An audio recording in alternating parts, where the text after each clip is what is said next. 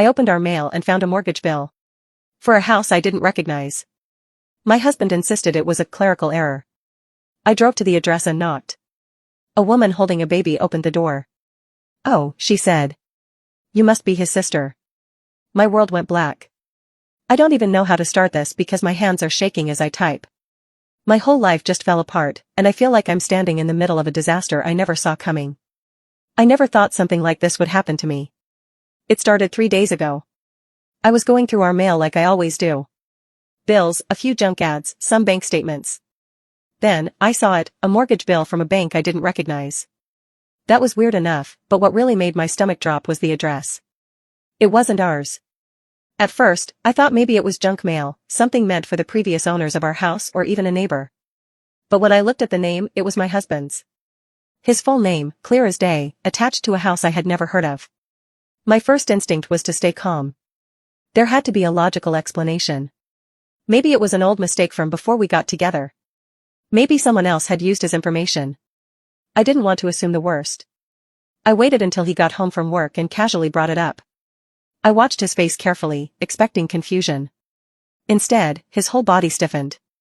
He grabbed the letter out of my hands and laughed, like it was the funniest thing he had ever seen. "That's just a clerical error," he said, crumpling the paper. "Banks make mistakes all the time." That didn't sit right with me. I asked why his name was on it. He shrugged, said maybe it was from an investment property he looked into years ago but never bought. "I'll call them tomorrow and clear it up," he added, already moving on. But he was acting different. I don't even know how to explain it. My husband is usually relaxed, easygoing. This time, he was too casual, like he was performing. I didn't push. Instead, I waited until he went to sleep and fished the letter out of the trash. I looked up the address. It was real. A small house in a neighborhood about 40 minutes away.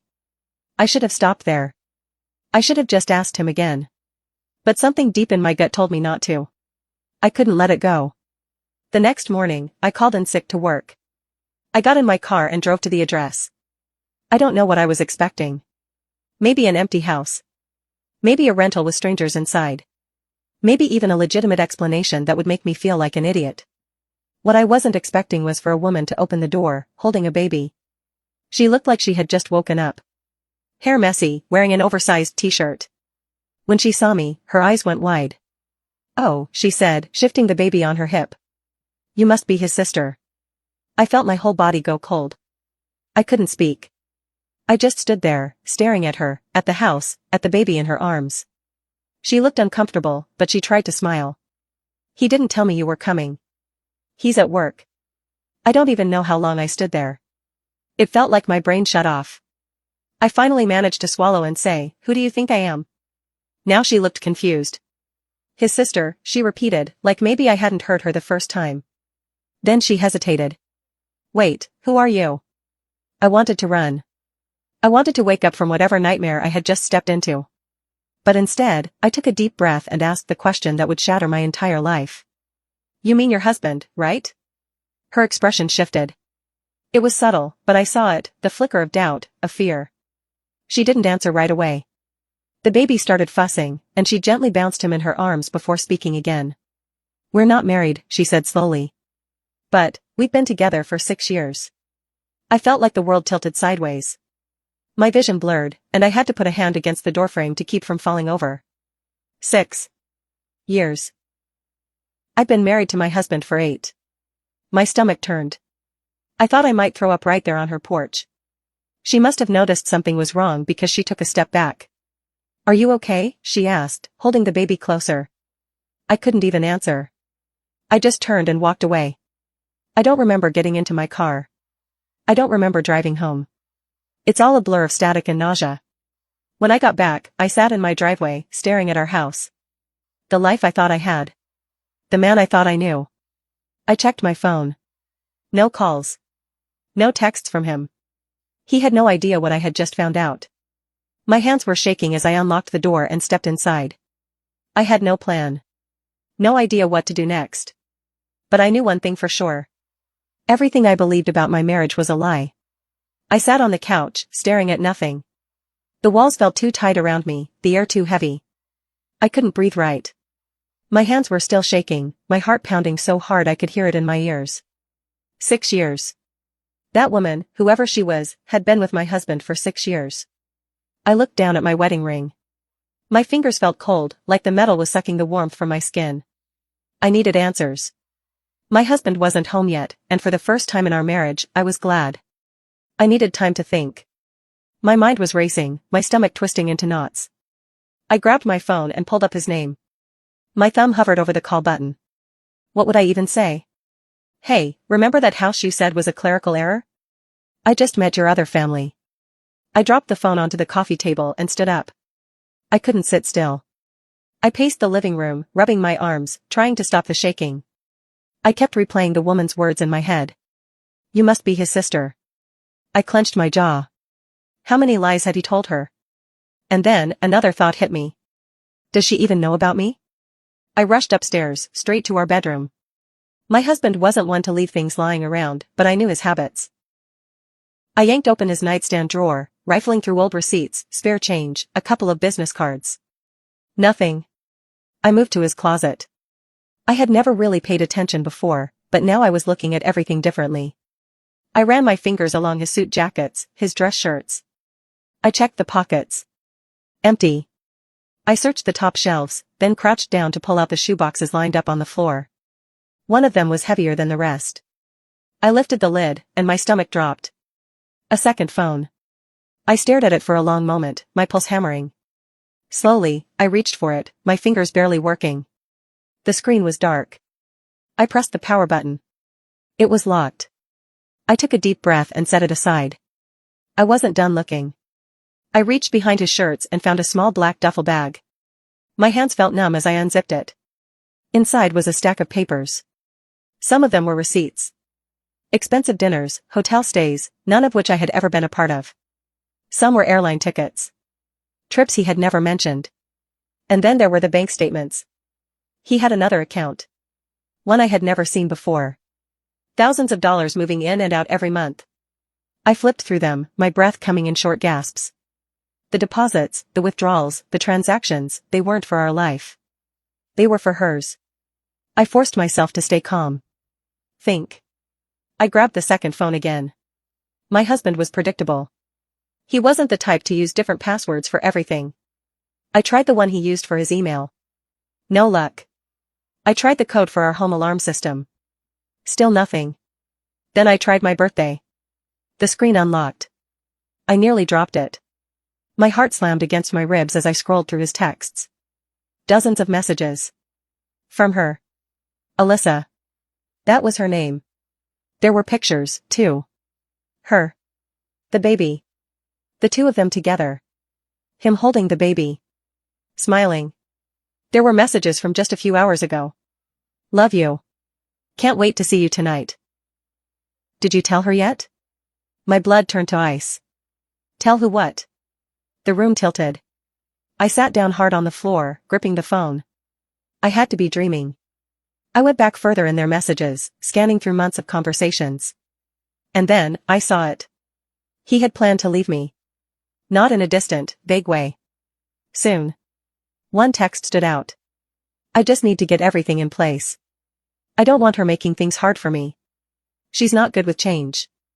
Like I was some stubborn problem he had to work around. I clenched my teeth so hard my jaw ached. My whole body burned with rage.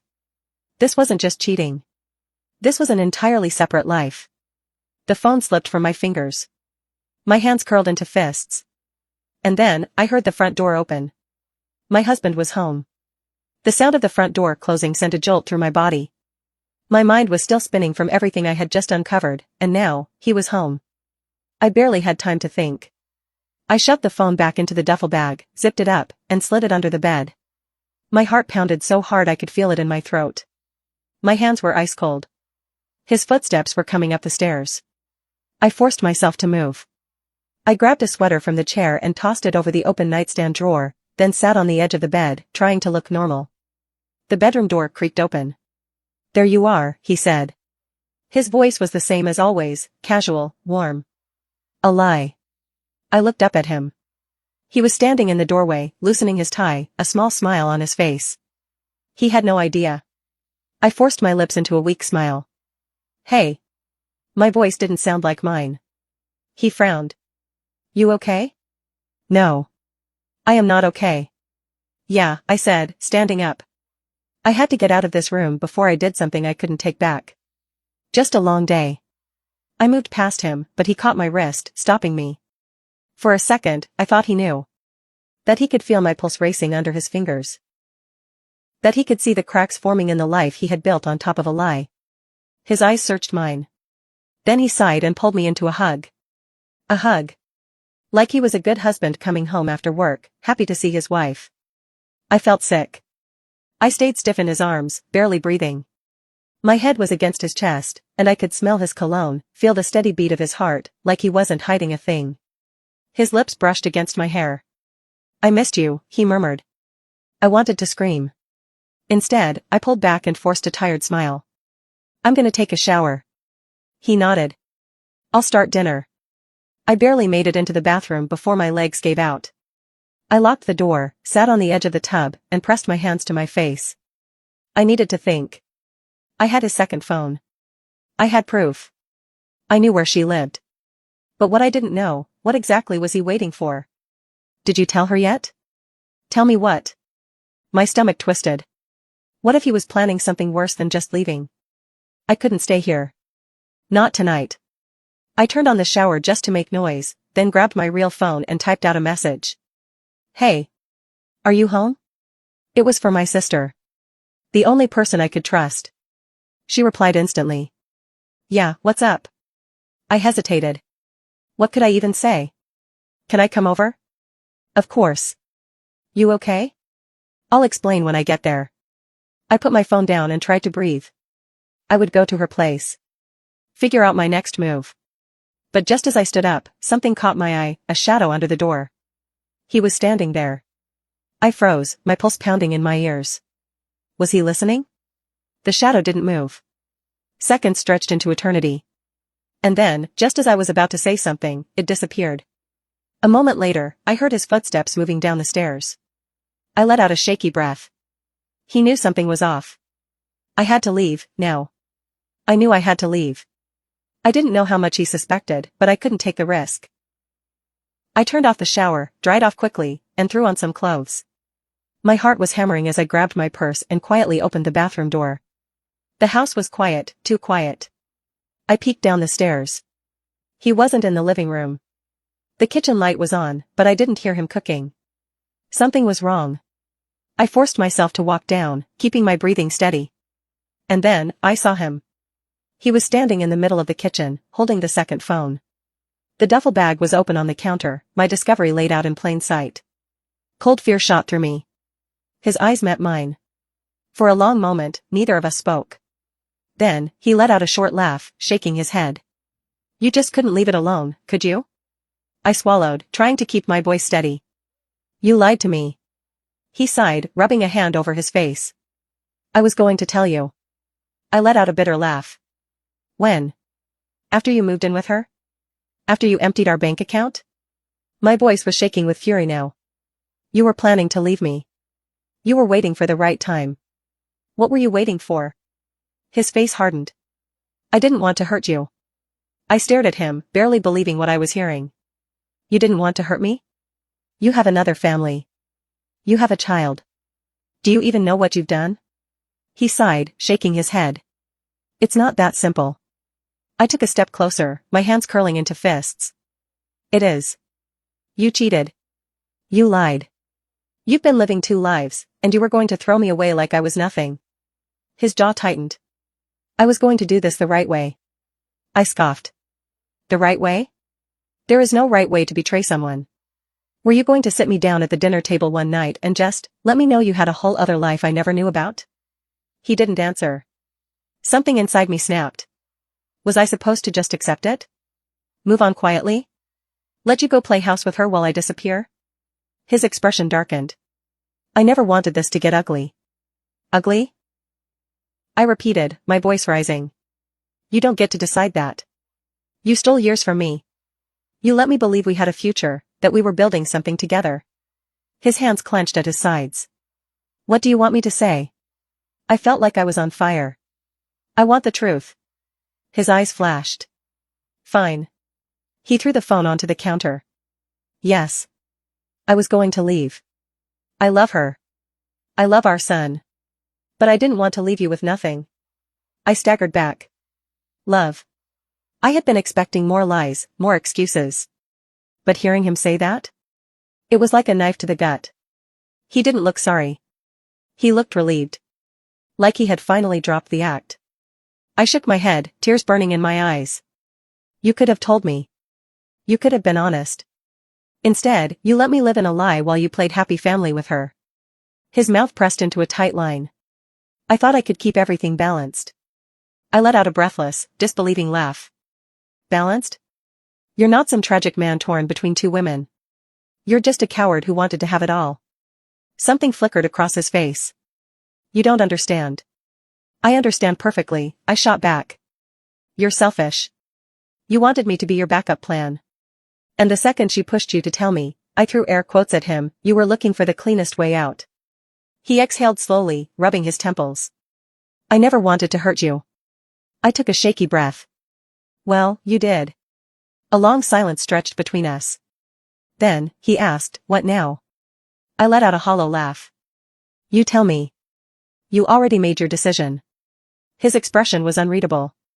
For a brief, ridiculous moment, I thought he might apologize, that maybe some part of him regretted what he had done. But all he said was, I'll pack a bag. I nodded, feeling nothing. He turned and walked upstairs. It was over. I stood in the kitchen, staring at the mess on the counter. The receipts, the bank statements, the life I never knew existed. I should have felt relieved. He was leaving. I wasn't stuck in limbo, waiting for answers. But all I felt was emptiness. I didn't cry. I didn't scream. I just stood there, feeling the weight of everything I had lost. Not just my husband, but the version of my life I thought was real. It didn't take him long to pack. He came downstairs with a suitcase, his expression blank. We didn't say anything. He walked to the door, hesitated for a second, then left. Just like that, he was gone. Word spread fast. My sister came over the next morning, furious. My phone was blowing up with messages, his parents, his friends, people asking if it was true. But the worst part? Alyssa called me. I almost didn't answer, but something in me needed to know. Her voice was quiet. I didn't know. I didn't say anything. She took a shaky breath. He told me you two had been separated for a long time. That you were just staying under the same roof for financial reasons. I clenched my jaw. And you believed him? Silence. Then, a small, broken whisper. I had doubts. I could have screamed at her. I could have cursed her name. But I didn't. Because deep down, I knew she was just another person he lied to. I'm sorry, she said. And for the first time, I believed it. I hung up. Days turned into weeks. I started divorce proceedings. I packed up his things and shipped them to whatever hole he crawled into. And I started rebuilding. It wasn't easy. I had spent years of my life loving a ghost, a man who was never who I thought he was. The betrayal ran deep, but so did the realization. I had lost him, yes. But I had also lost the version of myself that accepted less than I deserved. One night, as I sat alone in my now peaceful home, I thought back to that moment on the porch. The moment Alyssa looked at me and said, "Oh. You must be his sister." I smiled bitterly to myself. No. I was never his sister. And I was never his fool.